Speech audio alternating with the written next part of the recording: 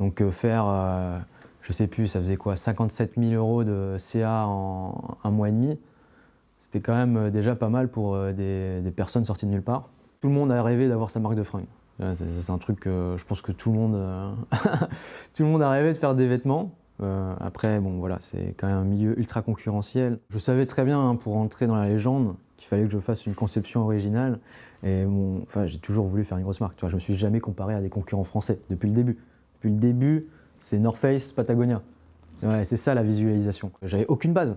Donc on est arrivé au Vietnam, tu vois, il y a la série vidéo qu'on avait sortie sur notre chaîne YouTube où on voit tout, on va nous voir, c'était n'importe quoi, tu vois, on nous voit aller dans des marchés vietnamiens pour trouver du tissu textile, du tissu outdoor, tu vois, n'importe quoi. Mais bon, voilà, tu vois, on a testé, on a itéré, on a adapté. Nival est encore tout petit, hein, par rapport à tout le monde, mais on commence à être un petit peu la marque de niche qui commence à se développer. Là, on a dépassé les 6 chiffres de CA en 2023. Et justement, la force de Nival, c'est son écosystème. Tu vois, à la base, j'avais du mal à cerner toutes les marques qui se cachent derrière un label, même si c'est positif, tu vois, des marques qui mettent à tout va 1% pour la planète, mais qui au final, tu vois, pour moi, c'était plus normal de moi faire mes propres projets, être en harmonie avec ce que je proposais, ce que je montrais à ceux qui nous supportent, de faire une vraie aventure, tu vois. En fait, quand tu fais de la charité, ça doit venir du cœur. Tu vois, et moi, évidemment, c'est basé sur des peines personnelles, d'enfance, liées à l'adoption, etc. Donc je reste dans ma thématique. Et les gens le savent. C'est là aussi je puise ma force et ma détermination, c'est que je fais des projets en valeur avec ce que je suis. Tu vois, je ne biaise pas ma personnalité pour me faire bien voir. Tu vois, moi, je ne me suis jamais caché que j'allais produire au Vietnam, parce que c'est là où c'est là où je suis d'origine, où je fais mes événements caritatifs. Mais j'ai essayé aussi de faire les choses bien au Vietnam.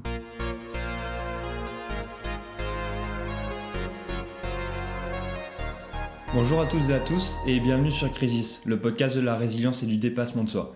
Souvent connoté négativement, le mot crise trouve son origine du grec crisis qui étymologiquement possédait 4 sens principaux. Distinguer, choisir, se décider et séparer. Je suis Clément Soki et en 2023 j'ai réalisé une première expédition sportive où j'ai traversé les déserts espagnols à vélo. Ce projet m'a montré qu'un simple échange peut apporter d'énormes changements. C'est pour cette raison qu'à chaque épisode, je vais à la rencontre de personnalités inspirantes qui ont choisi de sortir des sentiers battus pour vivre une vie différente en accord avec leurs passions et leurs rêves. Ces récits sont une source d'inspiration pour te montrer qu'il est possible de suivre ses rêves et de mener la vie que tu désires.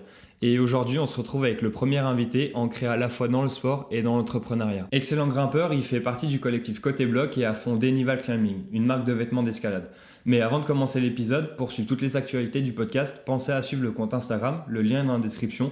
Vous pouvez aussi poster une story quand vous écoutez l'épisode en taguant Crisis Podcast et je republie tout le monde.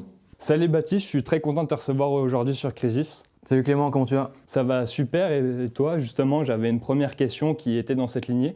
J'ai hésité à la poser aux premiers invités et avec l'échange que j'ai eu avec Christine Urbès, elle m'a montré justement que c'était potentiellement une bonne question à poser aux entrepreneurs. Comment ça va vraiment? Bah, ça va très bien, hein. En ce moment, tout fonctionne pour Nival, qui est une start-up qui fait des pantalons techniques pour l'escalade. J'ai fait là on est en février, fin février. Je fais le meilleur mois de ces 4 derniers mois. Donc tout est positif. Après, évidemment, il faut beaucoup bosser. Donc en termes de motivation, je suis au max. On pourra parler des projets qui vont arriver très bientôt.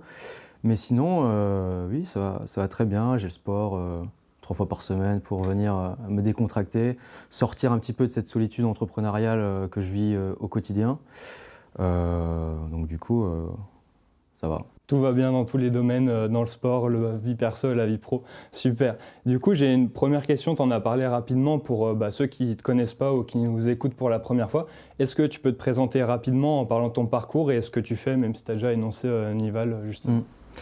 À la base, moi j'ai fait des études de journalisme. Donc j'ai un master en journalisme multimédia, je voulais faire du documentaire. Je me suis vite rendu compte que ce monde-là est un peu, était pas en corrélation avec mes valeurs. Tu vois, le journalisme, aujourd'hui, c'est un peu beaucoup de choses négatives et un tout petit peu positives à la fois, j'ai l'impression. C'est pour ça que je me suis détourné de ce milieu-là pour aller exercer ma passion d'origine, qui est la vidéo. Donc j'ai bossé pour une boîte de prod audiovisuelle et voilà, je me suis vite senti emprisonné dans le salariat, etc. Malgré le fait que je m'entendais très bien avec les personnes avec lesquelles je bossais. Et du coup, j'ai décidé à 25 ans de m'expatrier au Vietnam. Ok. Sans objectif, sans projet, pour essayer de faire un petit peu de freelance dans la vidéo. Donc j'avais jamais fait d'auto-entreprise ou de ces choses-là. Donc je me lançais vraiment dans le grand bain. Donc je suis parti au Vietnam. Bon, il s'est passé 36 000 trucs. Peut-être qu'on aura l'occasion d'en parler plus tard. C'est là où j'ai vraiment commencé un peu les petits projets liés à l'entrepreneuriat, où j'ai vécu voilà, pas mal d'échecs. Des choses aussi négatives, mais dans tous les cas, ça a donné quelque chose de positif. Après, je suis rentré en France et voilà, j'ai voulu monter une marque de vêtements techniques pour l'escalade. Donc c'est là où j'ai vraiment fait basculer Nival en start-up. Okay. J'ai aussi rejoint le collectif Côté Blog qui à l'époque avait 500 abonnés sur YouTube. Ils allaient arrêter ce projet. Et voilà, je sentais qu'il fallait que je prenne cette opportunité pour développer Nival avec une base communautaire.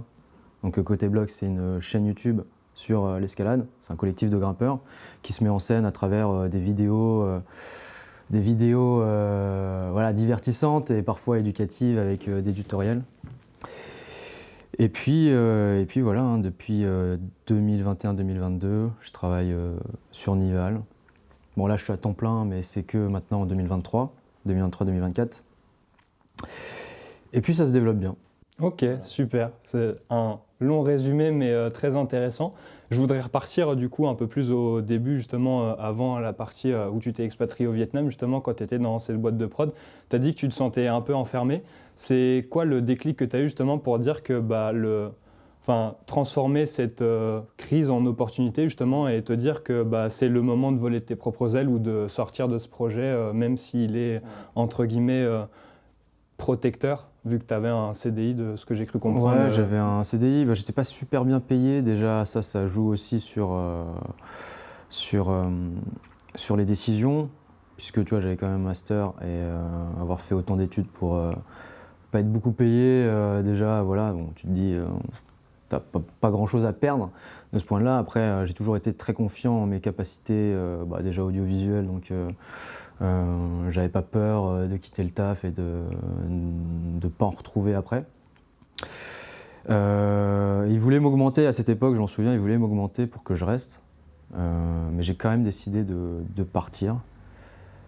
C'était quoi la question d'origine? C'était justement le déclic que tu as eu pour transformer cette crise en opportunité et voler tes propres ailes.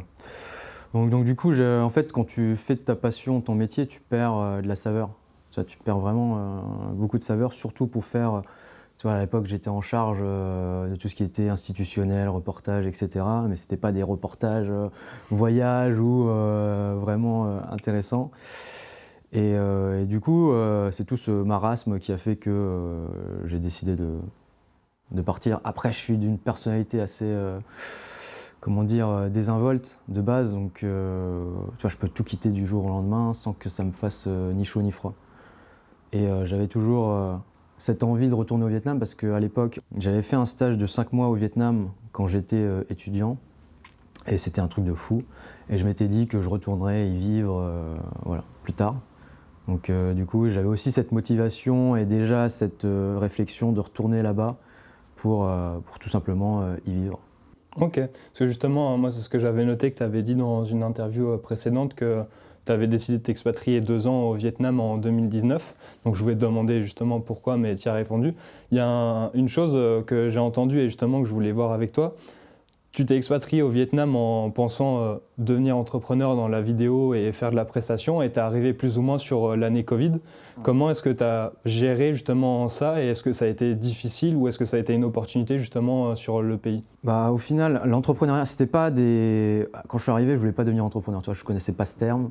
Je voulais devenir freelance, vidéo, tu vois, faire de la prestation de service.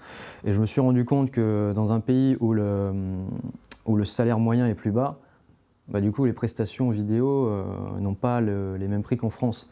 Donc pour pouvoir signer une vidéo à 300 balles, qui est rien, tu vois, dans le domaine de la vidéo en France, c'était galère.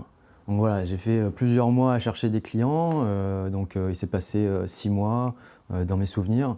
Je commençais à avoir mes clients, tu vois, ma base de clients qui étaient des entreprises internationales, françaises, etc. Donc ils payaient, ça va, ils payaient assez bien à cette époque pour le pays. Et il y a eu le Covid. Et donc du coup, du jour au lendemain, j'ai perdu toute ma base de clients que j'avais construite pendant plus de 6 mois. Et là, j'avais 2 options, tu vois, c'était la crise. C'était soit je rentrais en France, soit je restais au Vietnam. Et tu as choisi de rester au Vietnam, du coup? Évidemment, j'ai choisi de rester dans un lifestyle, dans le lifestyle au Vietnam. Et à l'époque, le Vietnam avait déjà fermé toutes ses frontières. Donc en fait, il n'y a pas eu de grosse crise. Il y a eu des confinements de 3 semaines, 1 mois. Mais après, on était tranquille, tu vois, on pouvait sortir, on pouvait aller au sport pendant 1 an et demi. Alors qu'en France, bon, voilà. Mais il y a eu un revers de la médaille. Ils ont eu les grosses vagues de crise Covid, 1 an et demi, juste quand je suis reparti, quoi, en 2021. Donc je suis resté au bon moment pour faire... Donc tu es passé un peu entre les mailles du filet par rapport... Et du coup, tu as parlé du sport et tu le disais en introduction, vu que tu fais pas mal d'escalade. Déjà, comment est-ce que tu as découvert l'escalade? Est-ce que tu faisais d'autres sports avant? Et est-ce que l'escalade t'a permis justement au Vietnam de tenir pied, même face aux difficultés que tu avais Franchement, j'ai toute ma période adolescente, ado, jeune adulte, j'avais complètement arrêté le sport. Ouais, pour te dire, tu vois, j'étais un peu un déchet, tu vois, même physiquement, même au niveau du mindset, tu vois, je savais pas trop ce que je voulais faire dans la vie. Et avant de partir au Vietnam, j'avais 2 mois de flottement. Okay. Donc à l'époque, j'étais en coloc avec Elliot Mangin, qui fait partie du collectif Côté Bloc. Et lui était en train de devenir moniteur d'escalade, il passait tous ses concours, etc., ses examens. Et du coup, je suis allé dans la salle où il bossait, j'ai essayé, et pendant 2 mois, j'ai tout de suite accroché. Et quand je suis arrivé au Vietnam, j'avais pas de famille, pas d'amis, pas de connaissances. Et du coup, je suis allé directement faire de l'escalade, et c'est là où j'ai rencontré la communauté de grimpe au Vietnam, et j'ai fait tous mes amis, tous mes contacts là-bas. Donc c'est un sport, ouais. Ok. Et est-ce qu'au Vietnam, du coup, l'escalade est aussi répandue qu'ici, ou est-ce que c'est un peu plus difficile de trouver des salles ou des zones en extérieur de blocs ou de falaises? À l'époque, il y avait quoi? Il y avait 2 salles, là où j'habitais à Saigon, enfin 3, mais c'était que de la voie. Donc il y avait pas beaucoup de salles pour une mégalopole de 13 millions d'habitants. Mais voilà, tu avais une petite communauté assez soudée qui voulait développer l'escalade. On était peut-être 500, 1000 à tout casser, dans tout le Vietnam. Donc voilà, il y avait quelques salles et les grimpeurs se rejoignaient dans une salle ou 2. Ok.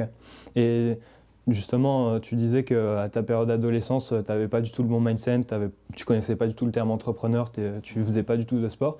Est-ce que tout ça, tu l'as acquis en allant au Vietnam, ou est-ce que le fait d'être allé au Vietnam, tu avais déjà fait ce changement de mentalité, de façon de penser, en disant c'est un nouveau départ, ou est-ce que c'est tous les 2 ans que tu as passé là-bas qui ont fait que... Non. Déjà, le fait de prendre le risque de partir dans un pays qui n'est pas le tien, même si je suis d'origine vietnamienne, tu vois, j'ai jamais vécu au Vietnam, j'étais adopté quand j'étais jeune, donc du coup, j'ai pas la culture vietnamienne. J'ai pas de culture vietnamienne, je suis 100% français, en tout cas à l'intérieur. Mais les petites choses qui ont fait de moi l'entrepreneur que je suis aujourd'hui, c'est passé au Vietnam. Parce que je suis arrivé déjà, essayer de faire du freelance, c'est une forme d'entrepreneuriat, tu vois, démarcher des clients, essayer d'être autonome, etc. Après, il y a eu la Covid et il fallait trouver des projets. Donc c'était à l'époque de la bulle e-commerce. Donc je me suis formé sur le marketing digital, le e-commerce, le branding, etc. pendant cette période-là. Et j'ai commencé plein de petits projets, tu vois, des commerces en ligne. On a même essayé de faire une boîte qui faisait faire de l'artisanat de portefeuilles faits par des artisans vietnamiens. Bon, envoyer des portefeuilles du Vietnam en France. Bon, tu as compris que c'était pas le meilleur business à démarrer, mais voilà, c'est toutes ces petites choses qui ont fait que j'ai commencé à travailler le graphisme, le développement de sites internet, à devenir vraiment polyvalent. Et cette polyvalence que j'ai aujourd'hui, tu vois, me permet d'avoir une vision très précise sur tous les aspects de mon business avec Nival. Et en fait, Nival, c'est juste la quintessence de toutes les connaissances que j'ai apprises pendant 2-3 ans. Du coup, le Vietnam, entre guillemets, ça a été une meilleure école pour entreprendre que toutes les écoles que tu aurais pu faire, parce que justement, tu as vu tous les différents aspects du métier que tu dois avoir ou dois connaître pour Nival ou les autres projets à côté. Bah aussi, la différence, c'est qu'au Vietnam, tu es à Saigon, c'est une grosse ville, c'est la capitale économique du Vietnam. Et là, tu as direct, en fait, quand tu rentres dans une méga cité, tu as direct beaucoup d'entrepreneurs, beaucoup de personnes que tu rencontres, ils font leurs projets. Tu vois, ils sont là au Vietnam, ils s'expatrient, donc ils ont un peu le même état d'esprit. Après, moi, je n'avais pas d'objectif lié à l'entrepreneuriat, mais voilà, déjà, je voulais vivre dans un autre pays, découvrir la culture, prendre ce genre de risque. Mais tu étais entouré de personnes qui faisaient des business. Tu vois, on ouvrait des bars, ça ouvrait des homestays, des auberges de jeunesse. Tu vois, plein de petits projets comme ça, dans la tech, voilà, dans des restaurants. Donc tu voyais des gens entreprendre et plus ou moins réussir. Et c'est sûr que de côtoyer des gens comme ça te fait aussi changer un peu ton état d'esprit sur les choses. Et du coup, à l'époque du Covid, il y a eu le Covid et on était avec des potes et on a décidé, à l'époque, il y avait quelqu'un qui gérait une auberge de jeunesse. Bon, tu vois, il y a eu plus de clients d'un coup, donc on s'est tous rassemblés avec un groupe de potes dans une auberge de jeunesse. Et on était, je sais pas, 5-10 personnes à vivre au sein de l'auberge, une sorte de coloc. Une sorte de grosse coloc entrepreneuriale. Et là, tout le monde testait ses projets. À l'époque, moi, je testais. J'avais fait quoi? J'avais fait une marque de vêtements japonaise qui n'avait pas marché. Après, il y a eu ce que je te disais avec l'artisanat vietnamien qui n'a pas marché. Après, j'ai vendu des produits en ligne. Ça a un petit peu fonctionné, tu vois. J'ai fait mon premier 10 000 balles en 2 mois. Donc, je voyais que ça commençait à se télécharger, que c'était possible de gagner de l'argent en ligne en utilisant mes compétences, tu vois, qui étaient la vidéo. À cette époque, je développais le graphisme, le site internet. Et puis voilà, c'est comme ça que je me suis entraîné. Avec des formations en ligne, comme quoi, voilà, c'est pas du vent. Il n'y a pas que des charlatans. C'est pas du vent et c'est surtout comment tu utilises les compétences après, tu vois, ils vont pas te tenir la main, tu vois, ils te donnent des atouts. Le but c'est de t'apprendre à pêcher et après toi tu vas chercher ton propre poisson, c'est pas non plus de te donner le poisson ou te faire tout, parce que sinon ça leur sert à rien à eux si c'est pour faire tout à ta place, autant faire le business de leur côté et eux n'ont aucun intérêt à vous apprendre à le faire, quoi. Ouais, ok. Et tu as parlé de beaucoup d'échecs justement. Comment tu valorises l'échec? Est-ce que tu le définis vraiment comme un échec, plus une leçon ou un parcours par lequel tu es obligé de passer pour arriver là où tu en es aujourd'hui sur ces projets? Ouais, bah après j'ai pris des parts dans un bar avec des associés. Ça s'est mal passé. J'ai tout perdu. S'en est déroulé plein de choses négatives, tu vois, dépression, etc. Mais sans ça, tu vois, j'aurais pas fait Nival. Donc le plus gros échec de ma vie, ça a été ça. Bon, il s'est passé d'autres choses, mais je peux pas trop rentrer dans les détails. Mais au moment où je pensais être, tu vois, au top, tu vois, dans le sens, tu vois, dans la vie, tu vois, ça y est, j'ai des parts dans un bar, j'ai un bar, je peux inviter des gens dans un bar, tu vois, j'ai une certaine position, tu vois, quand tu invites des gens dans ton endroit, c'est pas pareil que quand tu invites des gens à aller bouffer au McDo. Et du coup, ça allait dans tous les domaines, mais c'était une fausse illusion. C'était la fausse illusion, tu vois, déjà dans le milieu de la nuit, c'est pas sain.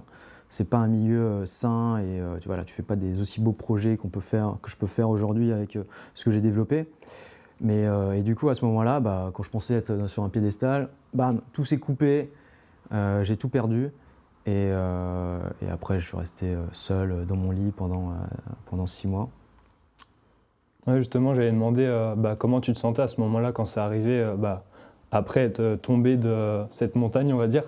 les sentiments que tu avais, les émotions que tu avais. Est-ce que tu étais énervé? Est-ce que tu as fait une sorte de dépression où tu t'es dit, bon, bah, foutu pour foutu, je vais chercher de la Ben & Jerry's et je reste dans mon lit?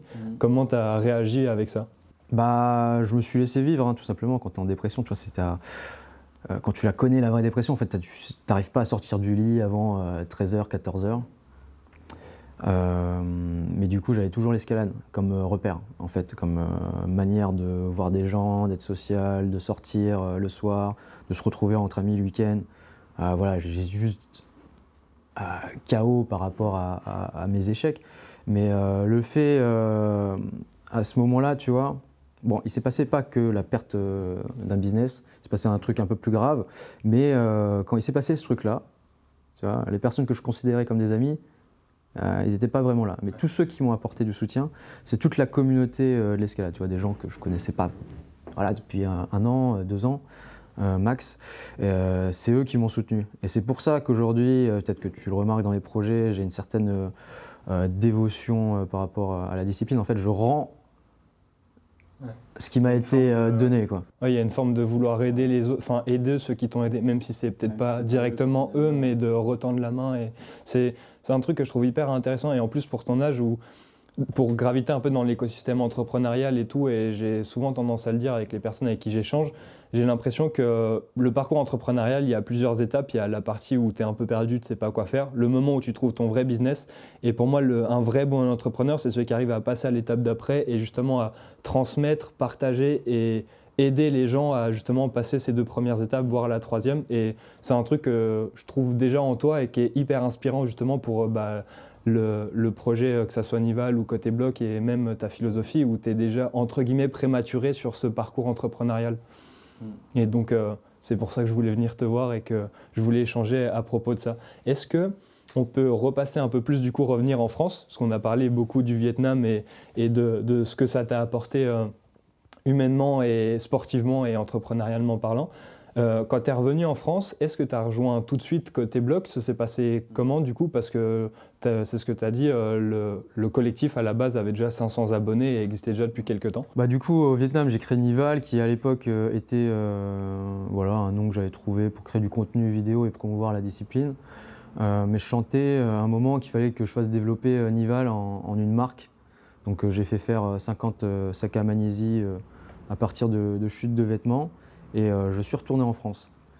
Et à ce moment-là, bah, voilà, je savais que pour développer une marque, il fallait que je grandisse avec une communauté, surtout à l'ère aujourd'hui des réseaux sociaux. J'avais vu, quand j'étais au Vietnam, avant de revenir, que mon pote, justement, Elliot, qui était en coloc avec moi avant mon départ au Vietnam, avait rejoint un collectif de grimpeurs, tu vois, avec les gens de la région, et qui commençait une chaîne YouTube. Du coup, bah, le monde de Metz est plutôt petit, et surtout en termes de grimpe, et on s'est retrouvés, on s'est rejoints, j'ai commencé à faire des vidéos avec eux. À l'époque, ils avaient moins de 500 abonnés, donc voilà, c'était un petit truc chill. Et Valérian, un des fondateurs, allait partir en Asie pendant plusieurs mois, enfin, pendant plus d'1 an, tu vois, et ils allaient arrêter Côté Bloc. Ok, donc c'est à ce moment-là où tu t'es proposé, entre guillemets, de remplacer Valérian le temps qu'il soit, voilà, qu'il voyage en Asie. Ok, et du coup, toi, tu as eu quelle place au sein du collectif, vu que tu avais déjà la vision avec Nival de créer une communauté à côté? Est-ce que tu as été force de proposition? Enfin, comment tu as réussi à... Parce que ça devait être difficile, entre guillemets, de remplacer un membre fondateur qui était plus là. Est-ce que tu as réussi, entre guillemets, à endosser ce rôle, ou est-ce que... Ouais, comment tu as fait pour te mettre à sa place sans forcément être lui, parce que c'est impossible, mais par rapport aux autres membres? Bah après, tu vois, on s'entendait bien, déjà de base, on se connaissait. Donc après, moi, j'ai apporté une vision plus lointaine sur le projet, vraiment construire un écosystème entre nos 2 entités. Et j'ai proposé tout simplement de faire produire les premiers t-shirts Côté Bloc par Nival, tu vois, d'avoir déjà un effet de partenariat. Après, moi, j'ai apporté toute mon expertise professionnelle, tu vois, dans la réalisation vidéo. Donc tous les nouveaux formats se sont développés, voilà, avec des propositions que je faisais. Et après, on fait des vlogs, tu vois, ça reste des tournages tranquilles entre potes qui faisons de la grimpe. Donc il y avait, voilà, on a chacun tous un rôle, mais c'est vrai que que j'ai peut-être apporté ce côté un peu plus professionnel sur la chaîne à ce moment-là.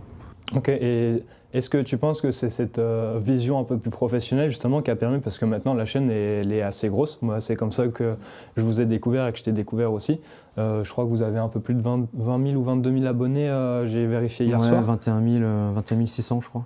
Ouais, donc est-ce que du coup, je pense que cette communauté elle t'a permis aussi de donner un coup de boost à Nival, mais est-ce que c'est cette vision professionnelle que tu as apportée et ce cadre de ta vision entrepreneuriale qui a permis justement de booster un peu la communauté sur Côté Bloc? Oui, clairement. Clairement, s'il n'y avait pas eu Nival, Côté Bloc n'en serait pas là, et s'il n'y avait pas Côté Bloc, Nival n'en serait pas là non plus. Tu vois, enfin après, ouais. On ne sait pas de quoi est fait la vie, mais j'aurais trouvé peut-être un autre moyen pour promouvoir Nival, mais c'était c'était sur la timeline. La timeline du destin, c'était au bon moment qu'il fallait que les deux entités se rejoignent et créent cet écosystème. Et est-ce que du coup, tu as des conseils à donner pour des personnes qui veulent se lancer plus dans la partie création de contenu, parce que justement, tu as une façon d'aborder la chose qui est un peu à contre-courant de ce que les autres disent en mode, les gros youtubeurs qu'on peut connaître qui disent lancez-vous par passion et après ça rendra s'il faut. Ou toi, tu avais directement cette vision un peu professionnelle de cadrer la chose. Est-ce que tu as des conseils ou des astuces à donner à des personnes qui veulent se lancer là-dedans ou qui rêvent de commencer demain la création de contenu, que ce soit vidéo, Instagram ou... Après, oui, il faut évidemment rattacher une passion. Après, moi, l'escalade, c'est pas forcément une passion. C'est plus un exutoire, un hobby que j'aime beaucoup pratiquer pour me sentir bien. Mais oui, il y a un petit côté passion peut-être dans le projet plus dans son ensemble. Mais il faut déjà faire quelque chose qu'on aime. Après, trouver un moyen de professionnaliser ça, mais en s'amusant. Il faut essayer de chercher à chaque fois des petits pics de dopamine. Donc faire une chaîne YouTube, tu vois, si c'était moi qui faisais que le montage, tu vois, ça ne marcherait pas. Là, on avait eu la force d'être 3 personnes à gérer plusieurs pôles de compétences. Et c'est ça qui a fait que ça a bien marché. Après, un conseil pour se lancer dans la création de contenu, il faut être déter, faut être régulier. Ça, c'est la régularité qui fait tout. Après, ça dépend, c'est quoi, pour faire une chaîne YouTube solo Là, typiquement, ça peut être une chaîne YouTube. Là, j'étais parti dans le cas solo parce que je pense qu'il y a plus de personnes qui rêvent de se lancer toutes seules qu'en collectif. Même si vous êtes un peu l'exception du coup, mais plus tout seul, je pense. Faut apprendre à tout gérer tout seul dès le départ, je pense. Que ce soit le montage, la prise de vidéo, la réalisation, l'écriture. Et travailler et se mettre un rythme de travail régulier. Tu vois, si tu veux percer, il faut sortir une vidéo par mois. Minimum, 4 vidéos par mois. C'est la norme. Et voilà, et c'est en faisant un maximum de vidéos qu'on s'entraîne et qu'on s'améliore. Enfin, faut juste essayer, quoi. En fait, le plus dur, je pense, c'est de tenter et de pas avoir et de se confronter au regard des autres, à la vie des personnes qu'on connaît pas. Et plus on surmonte ça, et plus après on est à l'aise devant une caméra ou à parler dans un podcast. C'est exactement ça. Je trouve ça hyper intéressant parce que c'est beaucoup la vision que j'ai un peu et du retour que j'ai des gens. Et ça me fait aussi beaucoup penser au livre, je le mettrai dans la description s'il y en a qui veulent le voir, de Steven Pressfield. Alors j'inverse toujours l'ordre du titre, mais c'est La guerre de l'art. Non, si, La guerre de l'art justement, où il parle de cette forme de résistance où l'étape la plus dure, peu importe le projet, même si c'est un projet créatif, c'est de commencer et après c'est la régularité qui fait que vous allez réussir à monter une boîte, un beau projet entrepreneurial ou créer du contenu et avoir un début de revenu avec ce projet. Du coup, je regarde juste mes questions parce que j'ai un petit trou. On en a parlé un peu, j'avais noté comment tu t'es formé à l'entrepreneuriat et à l'échec et l'avantage de l'échec sur ton parcours. Nival, tu as dit que maintenant c'est un peu une start-up, mais il me semble qu'à la base, c'est ce que tu avais dit dans une autre interview, c'est que c'était une association où tu avais fait justement ces premiers sacs de magnésie. Comment tu as basculé de l'idée d'une simple association qui aide les gens à une start-up ou une entreprise qui a pour but de vivre, parce que c'est premier d'une entreprise et de générer de l'argent tout en aidant des gens ou une communauté. C'était pas une association à la base, c'était un nom que j'avais trouvé pour Enfin, c'était pas une association à la base, c'était un nom que j'avais trouvé pour faire une espèce de petite organisation au Vietnam pour promouvoir la discipline là-bas, qui est encore un sport méconnu. Donc c'était essentiellement pour faire des événements, faire des formats vidéo, comme je te l'ai dit précédemment. Mais je voulais, tu vois, tout le monde a rêvé d'avoir sa marque de fringues. C'est un truc que je pense que tout le monde, tout le monde a rêvé de faire des vêtements. Après, bon, voilà, c'est quand même un milieu ultra concurrentiel et difficile. Et quand je suis revenu en France, tu vois, je voulais encore m'entraîner à faire une marque. Tu vois, je ne sais pas pourquoi, mais je pensais à faire une marque outdoor. Donc je voulais m'entraîner à faire une autre marque que Nival. Et en fait, je me suis dit à ce moment-là, mais en fait, il faut que Nival soit la marque pour laquelle faut que Nival soit la marque. Et à ce moment-là, je me suis dit que fallait que Nival soit la marque, soit ma marque personnelle, que je fasse évoluer. Parce que c'est un truc que je nourrissais depuis 1 an, 2 ans. C'était le meilleur moyen pour moi de refaire un business avec des fondements. Okay. En alliant justement la passion, enfin ce que tu aimes bien faire avec l'entrepreneuriat. Une sorte d'ikigai coup. Et justement, tu parles d'une marque outdoor, il y en a des très grosses comme Patagonia, Columbia ou North Face. Dans l'escalade, il y en a aussi des très conséquentes. Comment est-ce que tu as réussi à arriver sur le marché et à te positionner justement par rapport à des géants comme ça qui sont déjà installés depuis plusieurs années, certains aussi en France justement, qui ont une vision un peu plus écologique entre guillemets et made in France du projet? Ouais. Nival est encore tout petit par rapport à tout le monde, mais on commence à être un petit peu la marque de niche qui commence à se développer. Donc vraiment en mode start-up, tu vois, là on a dépassé les 6 chiffres de CA en 2023. Et justement la force de Nival, c'est son écosystème. On n'en a pas parlé, mais aussi Nival Charity. Mais tu vois déjà rien que Nival et Côté Bloc, déjà avoir créé une marque avec une base communautaire, ça me met déjà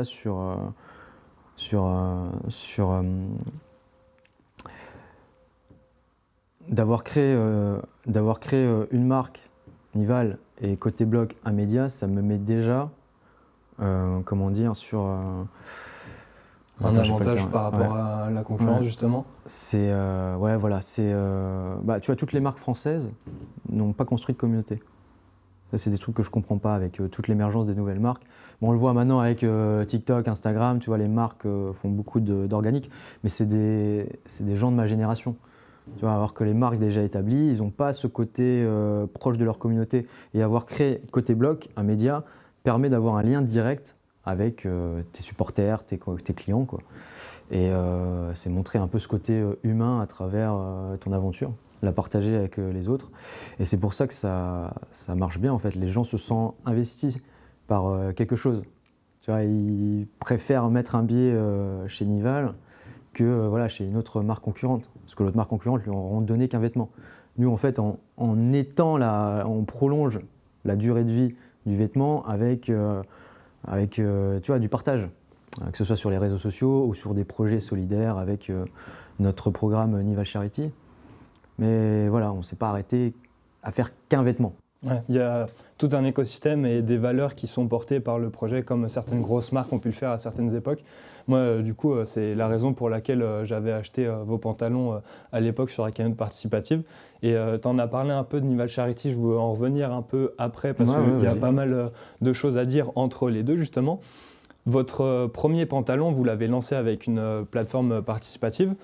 Et vous avez réussi à enchaîner avec une deuxième cagnotte participative en quelques mois à peine, qui les deux ont très bien fonctionné. Et c'est quelque chose qui n'est pas souvent, voire très peu fait dans ce genre de milieu, en plus dans du textile sur ce genre de plateforme.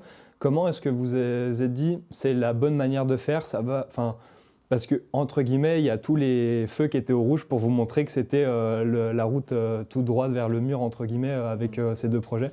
C'est sûr que sortir 2 campagnes de crowdfunding en moins d'1 an, je ne sais pas si quelqu'un l'a déjà fait sur Ulule, mais en tout cas on l'a fait. La première campagne s'est bien passée, on a fait 550 précommandes. Pour un premier projet, pour une marque sortie de nulle part, c'est évidemment exceptionnel. Et à l'époque, on avait une communauté de moins de 10 000 abonnés. Donc faire, je sais plus, ça faisait quoi, 57 000 € de CA en un mois et demi, c'était quand même déjà pas mal pour des personnes sorties de nulle part. Mais voilà, on a testé les projets, on a beaucoup appris avec cette première campagne.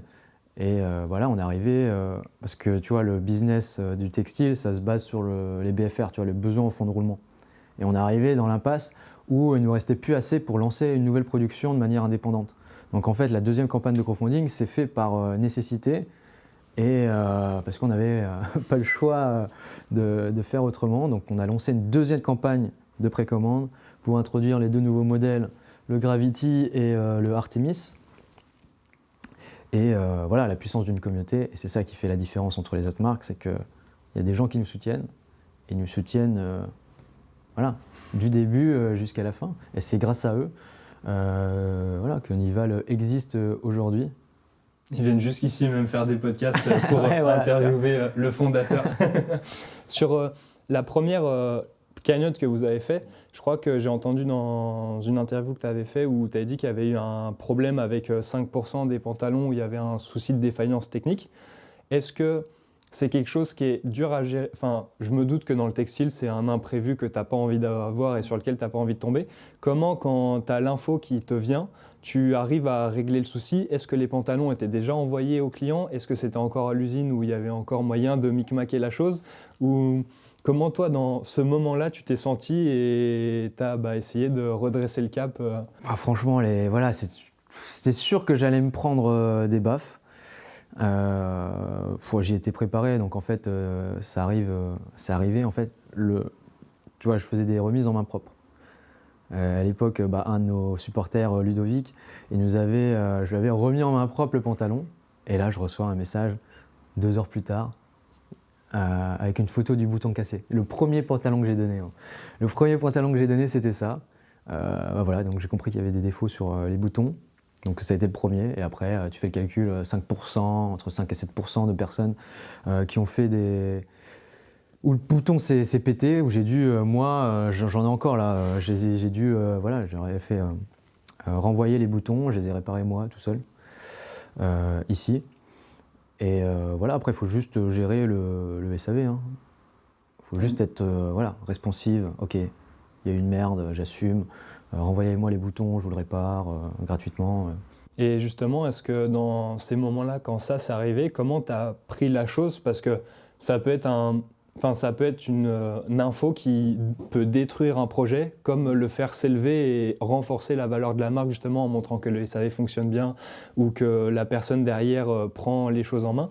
Est-ce que justement le fait d'avoir ce sport à côté, cette escalade qui te permet de décompresser et tout, ça t'a permis d'avoir entre guillemets les idées un peu plus claires, aller faire une séance pour te défouler, revenir en mode ok, il y a un souci là, il y a forcément une solution, comment on la fait, comment on la met en place? Quand c'est arrivé,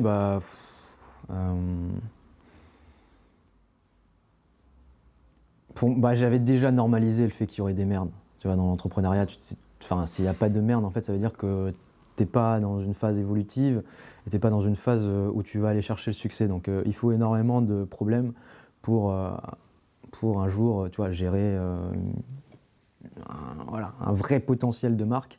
Donc moi j'ai pris ça comme un entraînement. Direct, quand c'est arrivé, voilà, je savais que j'allais avoir plein de retours. Et du coup, je me suis entraîné à faire un meilleur SAV, à faire la conception, à améliorer aussi ma conception du produit par la suite. Donc voilà, les premiers pantalons n'étaient pas parfaits, mais c'est ceux qui rentrent dans la légende, tu vois. C'est ceux qui auront une place assez particulière dans le développement de la marque.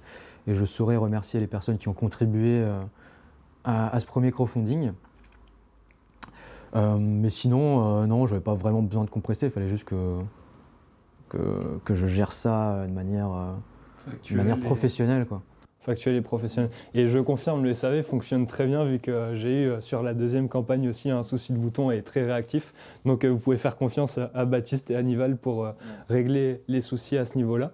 Est-ce que justement, pour toujours faire un peu le parallèle avec les sports, je me rends compte en fonction des sports et des personnes qui le pratiquent, elles ont une façon de penser ou une manière de traiter le travail et l'entrepreneuriat différente.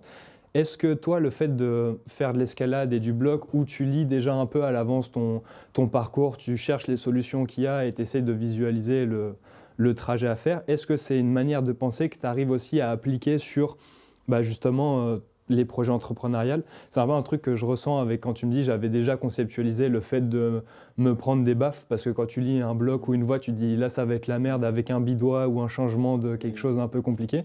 Mais du coup, est-ce qu'il y a d'autres points positifs à faire de l'escalade plus spécifiquement pour entreprendre? Ouais, clairement, je pense que l'escalade, c'est le sport le plus polyvalent et qui t'apporte le plus de choses bénéfiques pour ton corps, ton mindset, ta vision.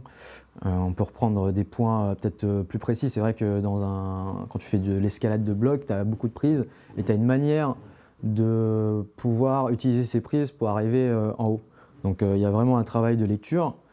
Et sur des blocs difficiles, tu vois, tu dois répéter parfois un mouvement pendant toute une séance pour réussir, une semaine, 2 semaines plus tard, de réussir ton bloc. En fait, ça t'apprend l'effort, mais l'effort dans le travail et dans la continuité. C'est pour ça que j'aime beaucoup l'escalade, c'est que ça me rappelle un peu c'est des valeurs que j'ai remis dans Nival et que j'ai ressenti, tu vois, déjà le dépassement de soi. L'escalade, si t'es déter, tu vois, en fonction des personnalités, tu vois, moi je suis une personne assez compétitive,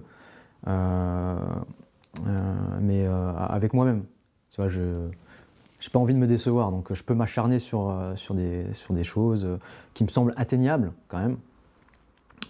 Et voilà, le fait de répéter le bloc, c'est un peu pareil avec le business. Tu répètes ta journée, tu répètes la journée, tu mets des petites améliorations et tu réussis à concrétiser ce que tu as visualisé.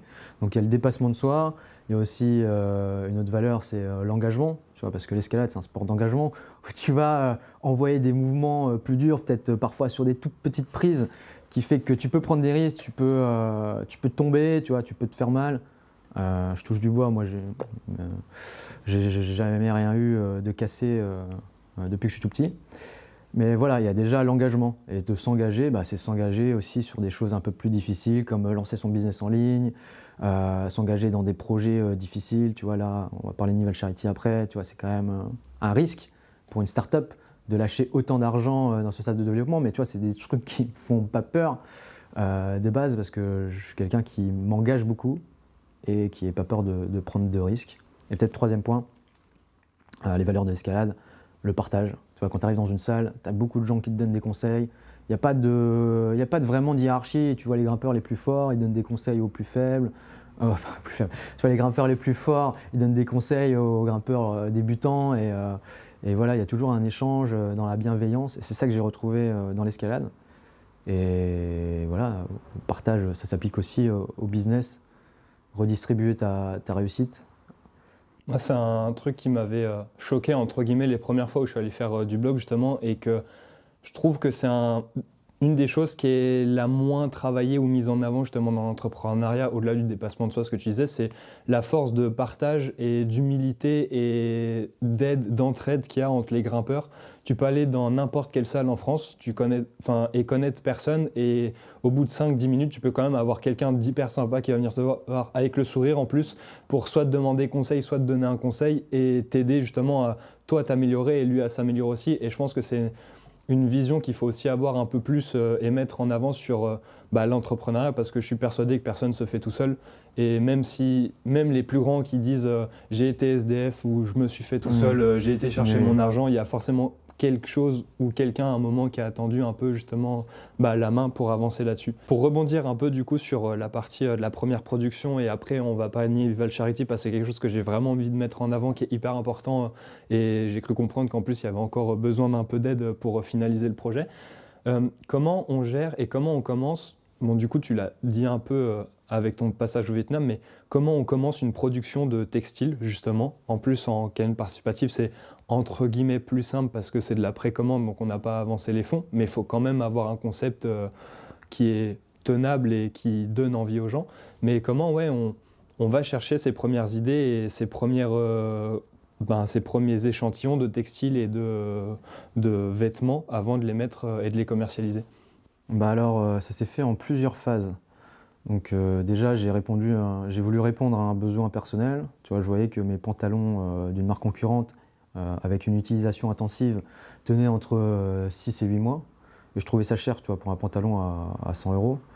Donc j'avais décidé de faire un premier produit. Tu vois, en fait, pour que Nival s'établisse en tant que marque d'escalade, il fallait un premier produit technique. Donc naturellement, je suis allé sur le pantalon. Et du coup, tu vois, j'avais pas de connaissances en termes de textile, j'ai pas fait d'études, etc. Mais bon, quand tu es déter, en fait, c'est du vent, en fait. Tu vois, l'apprentissage, ça se fait au charbon, tu vois, ça se fait avec la pratique, et puis te mettre dans des positions où tu es pas des positions de stress, mais où tu dois réagir vite, conceptualiser des choses, faire travailler ton cerveau rapidement sur des sujets sur lesquels tu n'es pas forcément à l'aise. Donc du coup, je suis parti dans cette idée de faire un pantalon technique, donc j'ai fait mes premiers croquis, etc. Bon, ça ressemblait à rien, je pourrais te les ressortir. Mais je savais qu'il fallait que je fasse des prototypes.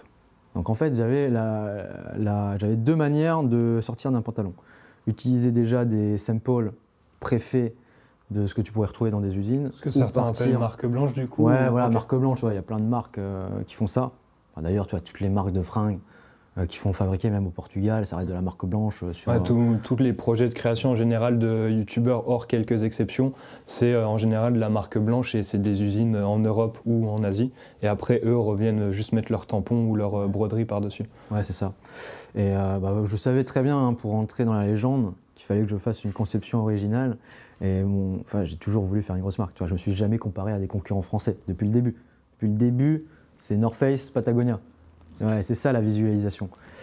Et du coup, j'ai fait mes premiers croquis, j'ai fait des dessins techniques par des prestataires. Et pendant plusieurs mois, pendant mon retour, c'était quoi? En juin 2021 jusqu'à un an, jusqu'à l'année d'après. C'est là où je me suis formé à la création de sites web, etc. Enfin, je me suis reformé.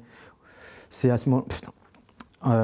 entre juin 2021 et juin 2022, tu vois, il fallait que j'avais plus de sous, tu vois, après être revenu au Vietnam. Donc du coup, j'ai lancé mon agence de marketing digital, tu vois, où je faisais de la création de sites web, tu vois, des compétences que j'avais acquises auparavant, et de la réalisation vidéo. Donc voilà, j'ai réussi à mettre de côté 8 000 € et je suis reparti au Vietnam. Tu vois, après avoir vécu mon échec direct, je suis reparti. 8 000 € du coup. 8 000 €, j'ai tout reclaqué pour faire les premiers prototypes. Tu vois, donc j'avais aucune base. Donc on est arrivé au Vietnam, tu vois, il y a la série vidéo qu'on avait sortie sur notre chaîne YouTube où on voit tout, on va nous voir, c'était n'importe quoi, tu vois, on nous voit aller dans des marchés vietnamiens pour trouver du tissu textile, du tissu outdoor, tu vois, n'importe quoi. Mais bon, voilà, tu vois, on a testé, on a itéré, on a adapté et on a trouvé des fabricants de tissus, après il fallait trouver l'usine, après il fallait trouver les gens qui nous donnaient les composants pour faire les pantalons. Donc on a fait nos premiers prototypes. Voilà, après, en restant 2-3 mois sur le pays, au Vietnam. Et voilà, les prototypes étaient imparfaits, etc. Mais on est quand même rentré en France. On a commencé à travailler sur la campagne de crowdfunding en faisant des photos avec des prototypes qui étaient en fait des prototypes.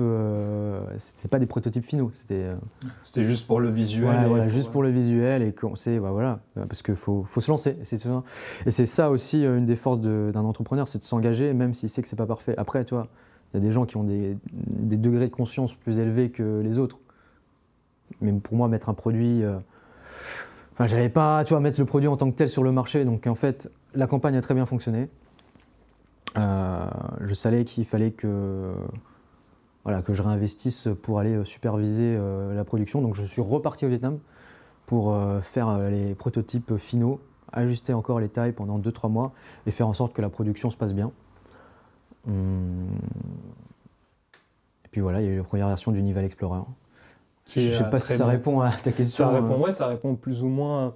Ça montre que quand on veut faire quelque chose, il faut déjà y aller à fond et il faut mettre les mains dedans, même si c'est pas parfait, parce qu'il n'y a aucun monde où la première itération sera parfaite. Et si on prend le plus grand exemple qui est en train de nous filmer en ce moment, l'iPhone 15, il est presque parfait parce qu'il y a eu le 3, le 4 et jusqu'à aujourd'hui. Donc c'est hyper enrichissant et ça me fait penser à quelque chose dans ce que tu as dit. Tu t'es jamais comparé à des marques françaises, tu as tout de suite visé Patagonia, North Face.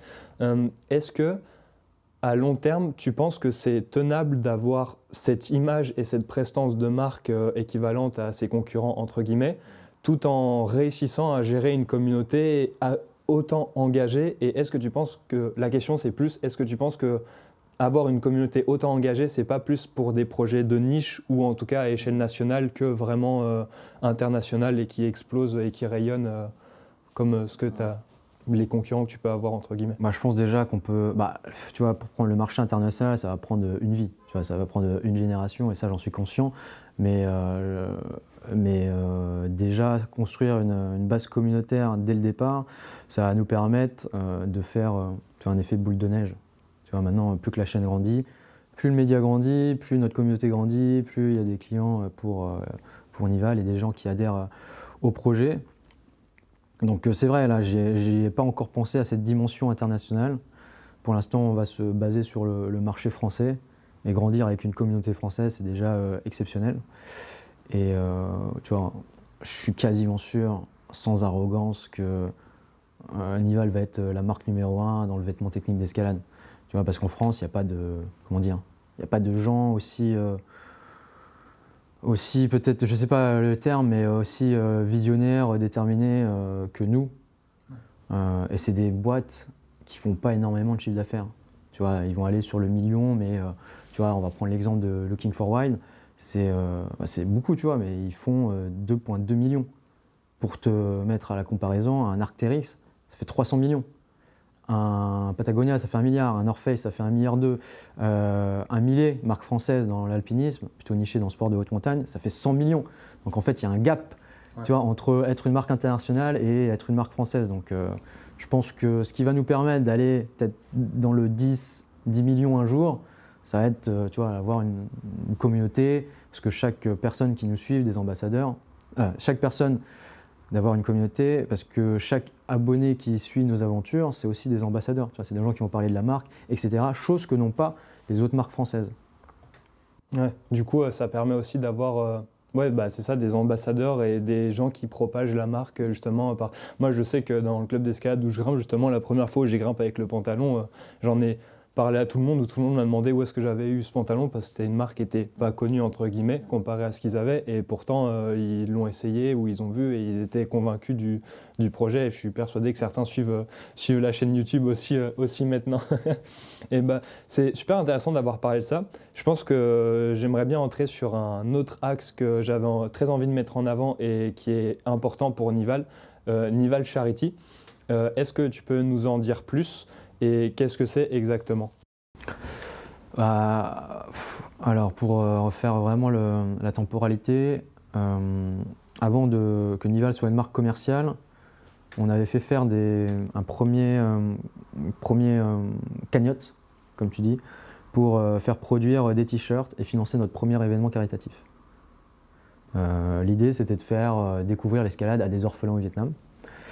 Et c'était pour moi, peut-être d'un point de vue plus philosophique, une manière de faire une espèce de cadeau, une offrande, avant de commencer Nival en tant que business. Donc on a vendu des t-shirts tu vois, pour financer ce premier événement. Et ça a bien marché. Je pense qu'on a eu peut-être 30-40 ventes, mais ça a suffi pour financer l'événement au Vietnam. Et puis on a continué dans cette idée de faire un programme pour faire découvrir l'escalade, notre discipline, à des enfants qui n'auraient pas pu avoir l'opportunité de découvrir notre sport, qui véhicule beaucoup de bonnes valeurs. Et du coup, sur l'année 2023, on a fait 4 événements caritatifs. Donc voilà, à la base, c'est un programme un peu comme ça, tu vois, pour faire découvrir l'escalade à des enfants, tu vois, à des enfants défavorisés. Et donc le projet, c'est de le rester au Vietnam justement pour Nival Charity, ou peut-être aussi à terme de le faire grossir et de toucher plusieurs pays, ou aussi de le ramener en France? Pour l'instant, ça va rester au Vietnam. Ça va se développer là-bas, tu vois, parce qu'il faut quand même que ça prenne, faut que ça prenne forme. Donc toutes les phases de test vont être faites. C'est de l'A/B testing. On va tout tester par rapport au Vietnam, déjà un pays où l'escalade n'est pas encore un sport très connu. On va essayer de voir si on peut valoriser la discipline avec ce genre d'initiative là-bas. Et il faut être dans des pays où les enfants n'ont pas accès à ce genre de sport. Donc là, le gros projet, je ne sais pas si tu voulais en parler tout de suite. Justement, c'est la question que j'avais notée. Justement, je voulais voir si toi tu l'abordais ou si c'est la question que j'allais tourner. Vous avez fait 4 éditions et là, le gros projet qui est en cours de création, et je vous mettrai le lien de Nival, et je crois qu'il n'y a plus la cagnotte en ligne, mais du moins du site internet pour si vous voulez soutenir ou mettre en avant le projet. Vous avez pour but de créer une salle d'escalade justement au Vietnam pour passer à l'étape d'après de juste aider des enfants. Ouais. Comment l'idée l'est venue? Et est-ce que c'est facile à mettre en place? J'ai cru entendre des trucs sur d'autres interviews comme quoi c'était assez complexe et en même temps c'était très engageant et demandeur en ressources comparé aux autres entreprises qui le font. Et ouais, comment c'est venu sur la table? Est-ce que c'était naturel ou c'était déjà la vision de base de se dire Nival Charity, montrer à des enfants ce que c'est l'escalade, c'est cool, mais le but à terme c'est ça? Non, il n'y avait pas vraiment d'objectif défini quand j'ai voulu faire le programme Nival Charity. Tu vois, à la base, j'avais du mal à cerner toutes les marques qui se cachent derrière un label, même si c'est positif, tu vois, des marques qui mettent à tout va 1% pour la planète, mais qui au final, tu vois, pour moi c'était plus normal de moi faire mes propres projets, être en harmonie avec ce que je proposais, ce que je montrais à ceux qui nous supportent, de faire une vraie aventure, tu vois. En fait, quand tu fais de la charité, ça doit venir du cœur. Tu vois, et moi, évidemment, c'est basé sur des peines personnelles, d'enfance, liées à l'adoption, etc. Donc je reste dans ma thématique. Et les gens le savent. Et tu vois, et c'est là que je puise aussi ma force et ma détermination. C'est là aussi que je puise ma force et ma détermination, c'est que je fais des projets en valeur avec ce que je suis. Tu vois, je ne biaise pas ma personnalité pour me faire bien voir. Et tu vois, même dans YouTube, je ne suis pas celui qu'on préfère. Parce que je suis, tu vois, je suis plus le mec désinvolte, sûr de lui, surconfiant, etc. C'est ce que je montre dans les vidéos. Mais ce que je montre dans les vidéos, c'est pas ce que je suis, enfin c'est une autre facette de ma personnalité dans la vraie vie. Et dans la vraie vie, je veux faire des projets comme ça. Et la meilleure manière de faire ce genre de projet, c'est d'avoir un business pérenne qui te permet d'avoir du cash flow et du cash, enfin de l'argent pour réinvestir dans ce genre de projet. Donc Nival Charity, voilà, c'est un peu une extension de ma personne, d'un côté un peu plus perso. Et l'idée, à la base, c'était de faire des événements caritatifs pour faire découvrir l'escalade. Donc voilà, c'était un petit budget de 300 balles par événement. C'était déjà quand même un truc, c'était un petit budget pour une marque qui se développait. Mais là, on passe au niveau supérieur. Tu vois, ça va être faire une salle d'escalade de 38 mètres carrés au sein de l'ONG Maison Chance au Vietnam. En fait, c'est très simple. Quand je suis allé superviser la conception des pantalons, j'avais visité une ONG qui était Maison Chance et ça m'avait matrixé. C'était une Suisse qui, depuis 30 ans, avait développé cet écosystème, avait dédié sa vie à ça. Et donc, j'ai voulu mettre ma pierre à l'édifice et proposer un nouvel angle pour apporter aux enfants une nouvelle manière de s'épanouir à travers le sport, justement. Donc, à la base, je m'étais juste lancé l'idée, il y a un an, de faire un mur d'escalade en 2023 dans une ONG. J'étais juste parti de cette idée.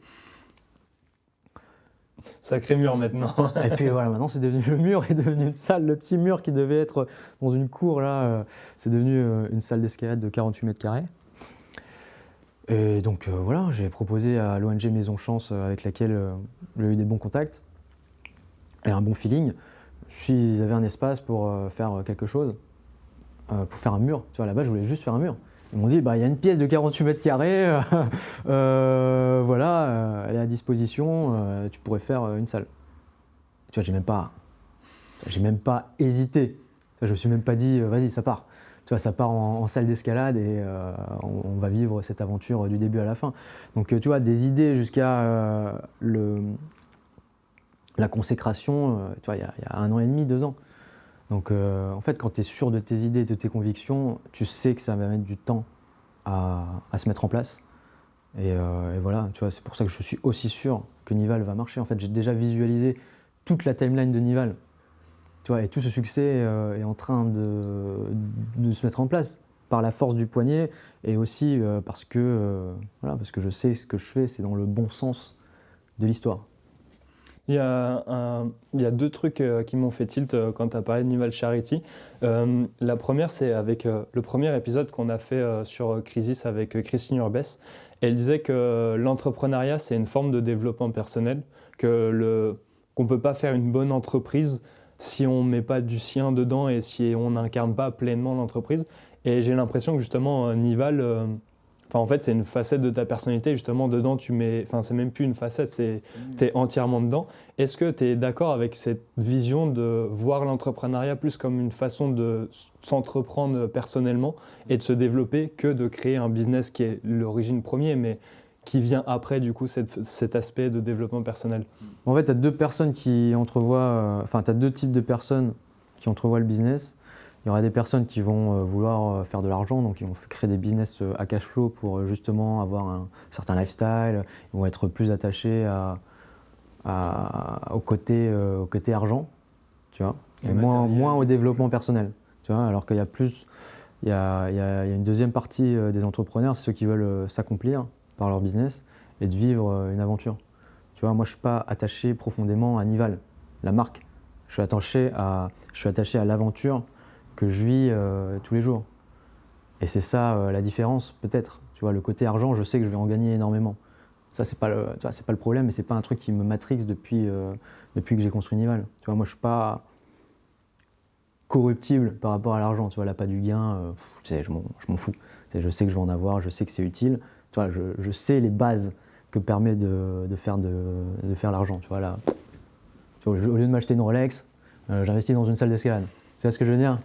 C'est pas un investissement en termes propres, mais voilà, c'est une manière pour moi de m'accomplir personnellement. Et ma conception du business, c'est ça, pouvoir en fait bosser dur pour pouvoir faire ce que tu as envie après. Tu vois, donc je serais plus sur le profil de l'entrepreneur qui va rechercher la liberté dans le sens pur, tu vois, dans le sens la vraie liberté, tu vois, la liberté géographique, la liberté financière, la liberté de l'esprit, tu vois, tout ce qui complète en fait une forme de plénitude. Et tant que je l'aurai pas atteint, tu vois, je serai à la recherche de ce qui pourrait me sembler être le bonheur, tu vois. C'est hyper intéressant et il y a autre chose que je voulais mettre en avant justement sur ton parcours que tu as dit beaucoup de fois, 3-4 fois je crois sur les questions que je t'ai posées, où c'est qu'à chaque fois il y a une sorte de chance, d'opportunité ou d'alignement des timelines qui étaient parfaites. Côté bloc, quand tu es revenu du Vietnam, là tu voulais construire un mur et on te propose une salle, donc c'est le bon moment. Est-ce que tu penses que ces opportunités, du coup, elles sont dues au hasard ou est-ce que c'est une manière aussi et une vision d'avoir d'entrepreneur à travailler, de créer ces opportunités et de savoir les saisir au bon moment quand il faut justement aller de l'avant et mettre des choses en place? Alors, attends. Oui, il y a déjà dans l'entrepreneuriat, il y a une grosse part de chance qui change totalement ton coef de réussite. Et évidemment, tu vois, les étoiles sont alignées avec Nival, c'est parce que aussi tout ce que j'entreprends, c'est pour suivre une certaine ligne directive. Et le fait d'y croire, déjà, d'être croyant, je pense que tous les plus grands entrepreneurs y croient en quelque chose, tu vois. Que ce soit Dieu, l'univers, des concepts philosophiques, un peu plus poussés, de la métaphysique, de la physique. Tu vois, il y a beaucoup de notions qu'on retrouve dans tout ce que l'on peut attendre. Il y a plein de notions que l'on retrouve dans plein de thématiques différentes qu'on peut appliquer dans l'entrepreneuriat. Et moi, je crois beaucoup tu vois, aux synchronicités, au déterminisme. Je crois que plus ou moins la timeline est déjà préétablie, mais que le chemin pour y arriver peut changer, tu vois, du jour au lendemain. Mais du point A au point B, tu arrives toujours au point B. Et c'est en faisant beaucoup d'actions que aussi tu peux déterminer comment tu vas guider ton avenir et ton futur. Plus tu tentes de choses, plus tu sais ce qui va pas, et plus tu sais plus ou moins déceler les petites pas les détails, quand tu as des petits signes. Les aspects, les signes, Plus tu vas tester de choses et plus tu vas pouvoir discerner les signes qui pourront te guider et t'amener sur le point B. J'allais te poser justement la question, sans rentrer forcément dans les détails, à qu'est-ce que tu crois, mais tu y as répondu pour les personnes qui sont curieuses ou qui ont peut-être envie de découvrir ou croire en de nouvelles choses. Donc le déterminisme, peut-être... Je crois en Dieu, mais je pense que le mot s'est beaucoup détourné de l'origine, tu vois. Quand tu parles de Dieu, les gens ils s'imaginent, tu vois, une silhouette humaine. Mais en fait, tu vois, le concept de Dieu, il est très, je te dirais même qu'il n'y a même pas de doute. Il n'y a même pas de doute à avoir. Tu lèves les yeux, tu regardes les étoiles, tu sais qu'il y a des milliards et des milliards et des milliards et des milliards d'étoiles. Donc en termes déjà de probabilité, en termes de pensée rationnelle, c'est même plus probable qu'il y ait quelqu'un qui ait créé quelque chose que rien du tout, quoi, que le néant. Tu vois, donc en fait, tu as juste à regarder l'univers et tu te rends compte que c'est bien plus complexe que ça. Donc je crois en un concept de Dieu qui fait que tu n'es pas là par hasard et que tu dois aussi démontrer ta valeur, ta personne, et toujours dans cet accomplissement.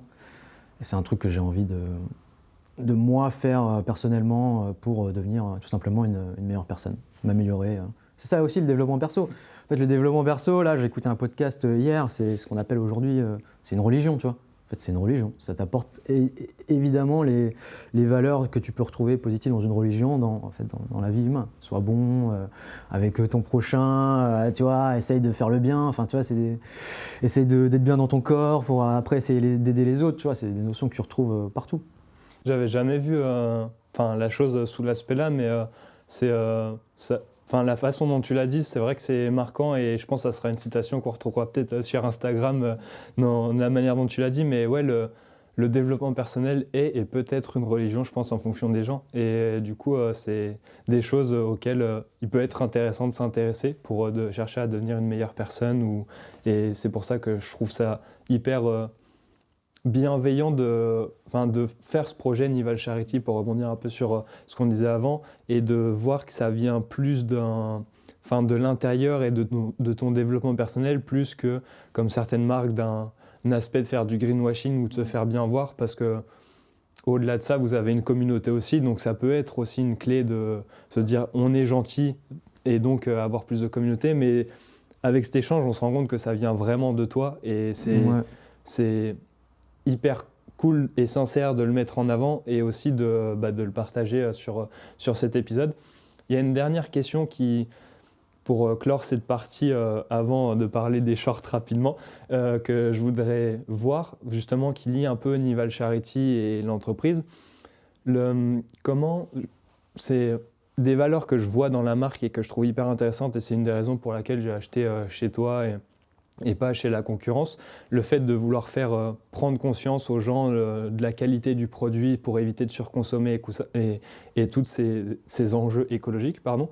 Comment est-ce qu'on arrive à avoir une vision entre guillemets capitaliste d'un projet entrepreneurial qui est le but, parce que le but de la boîte c'est de faire vivre l'entreprise et au moins les gens qui travaillent dedans, et on arrive à allier aussi cet aspect humanitaire entre guillemets, d'éviter de pousser à la surconsommation, de faire plein de gammes de produits comme on peut retrouver chez d'autres marques autres que dans ton domaine comme Nike ou Adidas ou la concurrence. Je pense qu'on est transparent depuis le début, et le fait de pouvoir parler à la communauté, ça nous donne aussi la possibilité d'expliquer les choses. Donc c'est assez utile d'avoir les réseaux sociaux aujourd'hui pour parler aux gens, expliquer aux consommateurs ce qui est mieux de faire ou de ne pas faire. Après, tu vois, faire des produits durables, ça reste juste au final une banalité aujourd'hui. Donc tu vois, plus aucune marque ne ferait... tu vois, tout le monde essaie de réduire son empreinte carbone. Moi, je vois plutôt ça pas de manière géographique, mais dans la manière de la durabilité du vêtement. Tu vois, un vêtement qui dure plusieurs années sera beaucoup plus écologique qu'un vêtement même produit à 5 mètres de chez toi, mais qui se trouve en un mois. Tu vois ce que je veux dire ? parce que tu vas devoir racheter, etc. Ça va consommer le coton, il y a plein de pesticides, enfin bref, il y a plein de choses comme ça. Attends, c'était quoi? Raccrocher là? C'était comment on arrive à allier l'aspect capitaliste, entre guillemets, d'une entreprise et l'aspect écologique et humanitaire de la vision de Nival, justement. C'est une question un peu dure et tricky, je pense, mais... Faut y réfléchir.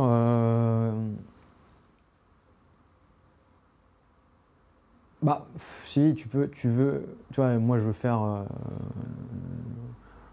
déjà dépasser le million d'euros de CA voilà, dans les 2 années qui viennent, mais je suis pas tellement. Je sais que ce qui va faire la réussite du projet, ça va être l'histoire, le storytelling que l'on va raconter et les gens qu'on va rameuter dans notre communauté. Et c'est ça qui va permettre de faire des gros chiffres et d'avoir une vision naturellement capitalistique. Mais les gens savent que d'acheter un vêtement Nival, ça sert aussi à d'autres choses. Il y a une extension, c'est ce que je te parlais, tu as un prolongement du concept du vêtement dans d'autres activités, d'autres secteurs, voilà, plus social, etc. Évidemment, on relie tout ça avec la cause écologique, puisqu'on fait des vêtements avec des matières recyclées, responsables, durables. Bon après, tu vois, faire une matière recyclée, ça pollue aussi énormément. Je crois que ça pollue 20% de moins que de faire du neuf. Enfin, que d'utiliser des matières vierges, ça pollue, mais c'est déjà ça. Tu vois, par itération, tu vois, on améliore notre manière de produire et il faut être totalement transparent. Tu vois. Moi, je ne me suis jamais caché que j'allais produire au Vietnam parce que c'est là où je fais c'est là où je suis d'origine, où je fais mes événements caritatifs. Mais j'ai essayé aussi de faire les choses bien au Vietnam. Tu vois, j'essaie de produire en circuit court. Au Vietnam, tu vois, as 90% de nos composants qui sont faits au Vietnam. Tu vois, au lieu d'aller acheter en Chine, etc. Donc, voilà, on fera après, quand Nival prendra un peu d'importance, on fera tous les bilans carbone, etc. Mais je pense je sais pas, tu vois, je pense qu'il y a des gens qui produisent en Europe qui polluent autant qu'en Asie. Parce que tu vois, j'avais des références où les gens achetaient et ils faisaient quoi? Ils achetaient leur coton en Italie, ils faisaient tisser en France. Après, ils envoyaient dans leur entreprise, enfin, ils envoyaient fabriquer le vêtement en Tunisie. Donc, en fait, ils prenaient leurs zippers de Chine. Je sens plus que c'est du pipeau qu'autre chose. Et voilà. Donc,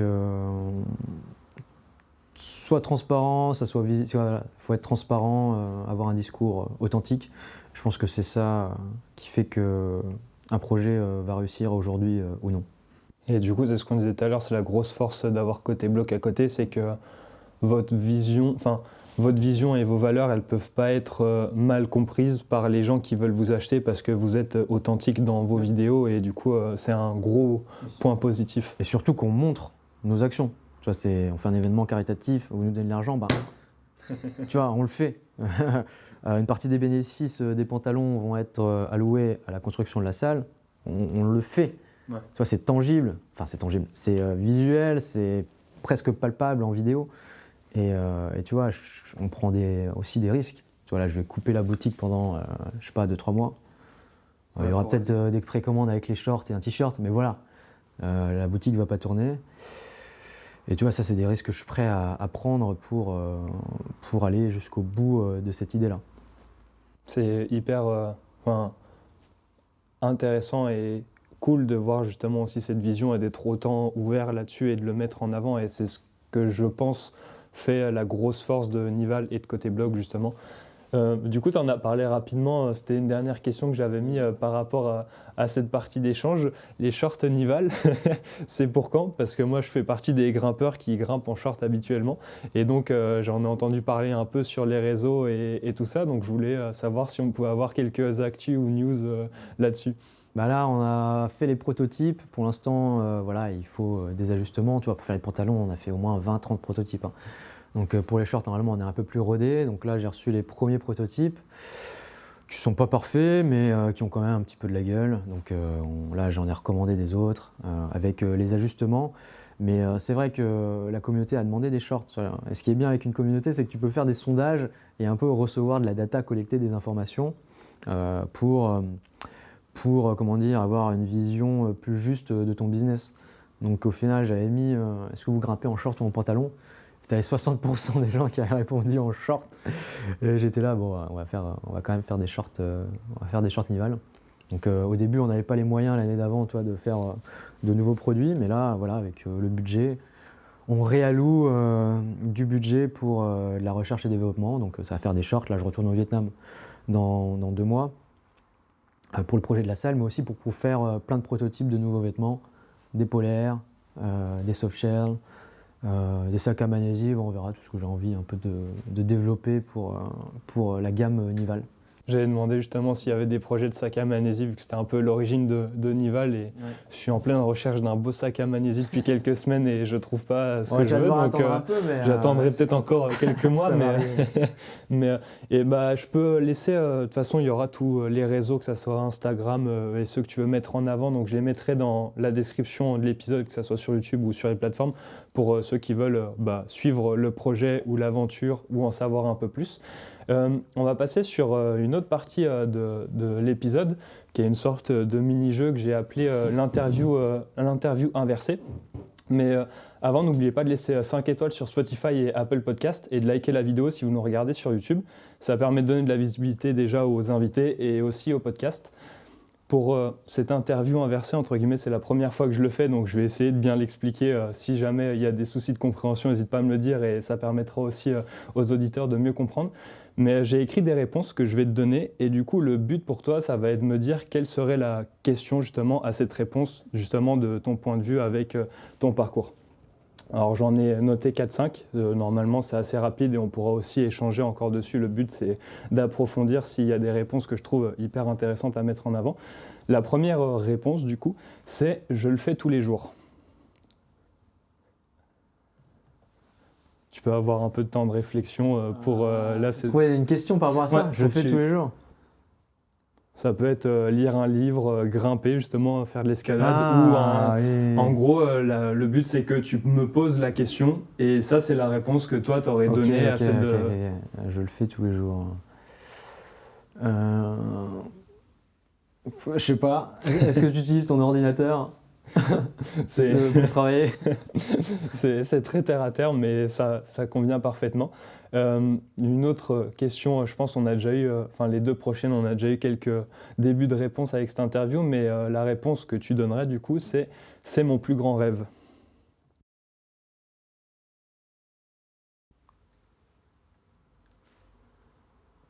Je sais pas si c'est un rêve, mais est-ce que tu veux créer ton orphelinat? C'est du coup toujours en lien au Vietnam? Ouais. Ça, je peux pas trop l'annoncer parce que ça va être... Bon, là, j'annonce. Mais tu vois, l'idée, c'est, après d'avoir fait la salle, c'est de montrer que tout est possible. Il n'y a personne qui a fait une salle dans une ONG. Donc, ça va mettre d'accord à peu près tout le monde sur notre vision, notre état d'esprit, nos motivations. Et moi, l'objectif, c'est aussi d'aller encore plus loin après. Tu vois, là, on passe d'un événement à une salle. Et après, la salle va probablement découler autre chose. Mais la finalité de toute cette histoire, ça va être construire une espèce de giga orphelinat au Vietnam qui sera combiné à une salle d'escalade pour justement subvenir aux besoins de l'orphelinat avec une salle. Donc tu vois, c'est un projet fou, mais je sais que c'est un projet que je vais concrétiser un jour, je ne sais pas quand, dans plusieurs dizaines d'années peut-être avant. On ne sait pas, mais voilà, dans l'idée, j'ai déjà cette idée qui est en train de trotter. Et comme tu vois, les idées qui trottent, ça reste quand même assez longtemps et ça germe au fil et à mesure du temps qui passe. C'est ce que j'avais demandé justement, si tu allais racoler à ça une salle d'escalade pour faire un gros projet. Mais salle d'escalade. Et puis, peut-être, dans quelques années, si tout se passe bien, on fait les infrastructures certifiées IFSC. Et on envoie le premier athlète olympique vietnamien en escalade avec ces structures. On espère tout ça et c'est plus un objectif qu'un rêve du coup à ce niveau-là. Là c'est très... Non, ça pour le coup c'est un rêve. Ça c'est vraiment... C'est très dans l'imaginaire. Un taux de probabilité très très faible. Mais l'entrepreneuriat c'est ça, c'est d'aller chercher les 1%, tu vois. Les 1-2% de probabilité. Donc si un jour on voit un orphelinat Nival ou coup que tu as fondé, on l'aura entendu ici en premier Ouais. et on pourra venir ouvrir cette salle d'escalade et faire des tests. Troisième réponse du coup, c'est mon plus grand regret. Donc on en a parlé un peu aussi de l'échec que tu as eu au Vietnam avec les associés. Je ne sais pas si ça peut être ça ou autre chose, mais... Non, c'est pas un regret, comme c'est une force, c'est devenu une force. Mon plus grand regret, c'est d'être... est-ce que...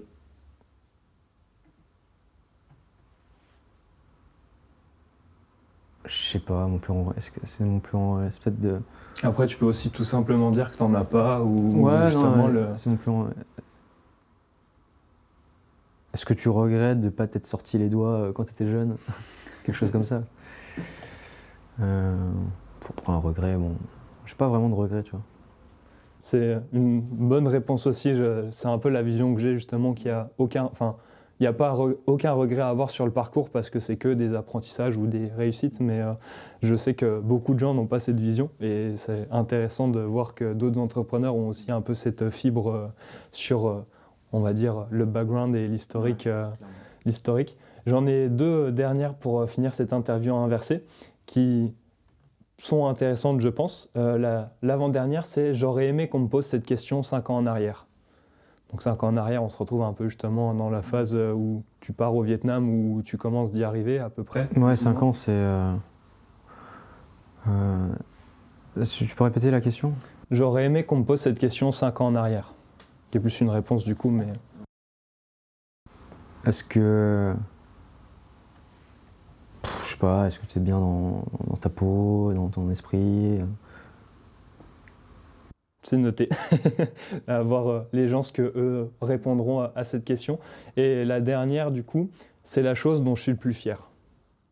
Là, c'est le moment de se jeter des fleurs et de montrer que le chemin qu'on a parcouru, il est déjà pas si dégueulasse que ça. C'est quoi la... J'en suis le plus fier? Ouais, la chose dont je suis le plus fier.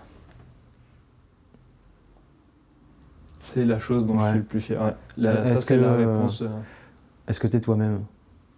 Et donc, c'est ça la chose dont tu es le plus fier, justement, d'être Ouais, de réussir à être toi-même. Ouais, il y a plein de gens qui ont beaucoup de facettes, tu vois, que ce soit sur les réseaux, dans la vie de tous les jours, qui se créent des fausses personnalités pour se faire bien voir, etc. Mais tu vois, ça, moi, je m'en fous complètement.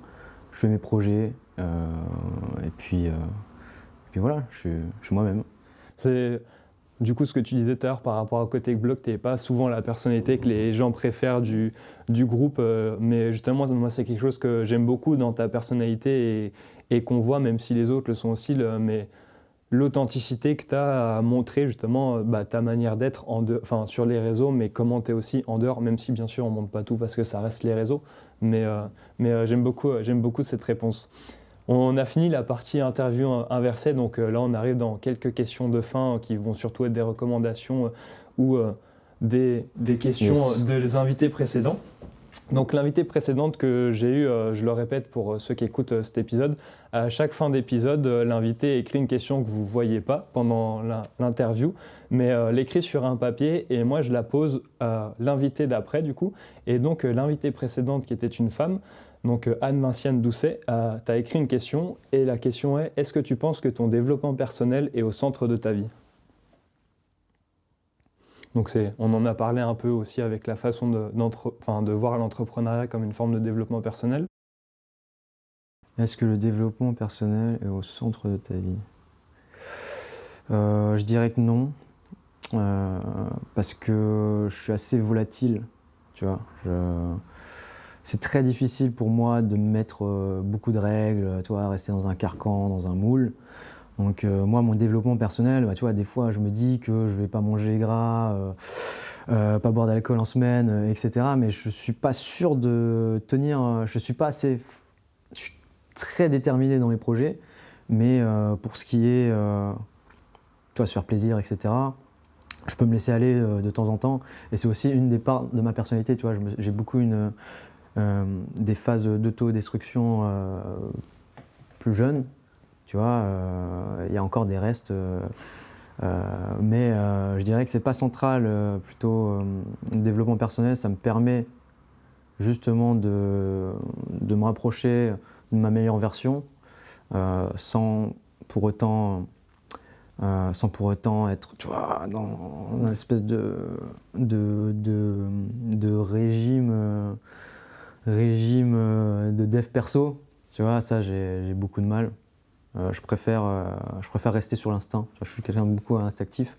Donc, je dirais pas que c'est un élément central. Je dirais que c'est un élément qui m'aide, comme un iPhone, tu vois, comme un ordinateur, voilà. C'est un accessoire que j'utilise pour parfois me remettre sur le droit chemin. Du coup, si on reprend justement ce que tu disais tout à l'heure, où pour certains c'est une forme de religion, toi c'est l'inverse, c'est pas une religion au sens propre, mais c'est plus une sorte de guide ou un sorte de maître zen vers qui tu vas voir quand tu as besoin de te questionner ou de philosopher pour retrouver ta chemin. C'est hyper intéressant de voir cette manière sur le développement personnel. Bah ouais, le développement personnel, j'ai plus l'impression que maintenant c'est des gens qui te disent ce qu'il faut faire. Ouais. Tu vois, moi j'aime pas qu'on me dise les choses, j'aime bien les vivre. Et voilà, je pense que la justesse de ton développement personnel, c'est de faire tes actions tangibles et de voir ce que ça te fait, ce que ça te procure, comment tu peux ajuster, comment tu veux te sentir tu vois, dans ta vie. Et c'est en essayant et en testant que tu arrives à faire ton propre développement personnel. Ouais, je pense que... Tu vois, les douches froides, ça marche pas. Tu vois, en fait, ça te réveille vite fait, mais c'est inconfortable. Tu vois, moi, j'aime bien le matin prendre une douche chaude, me brosser les dents dans la douche, tu vois, prendre le temps de réfléchir. Et là, je me sens bien. Tu vois, prendre une douche froide. Je l'ai fait, mais tu vois, j'ai vite arrêté parce que j'ai vu que ça me plaisait pas. Tu commences ta matinée avec un truc qui te flagelle. En fait, t'es pas dans un bon mindset. Fais-toi plutôt une bonne omelette, bois un bon café, un bon jus d'orange, et tu seras tout autant motivé, tu vois.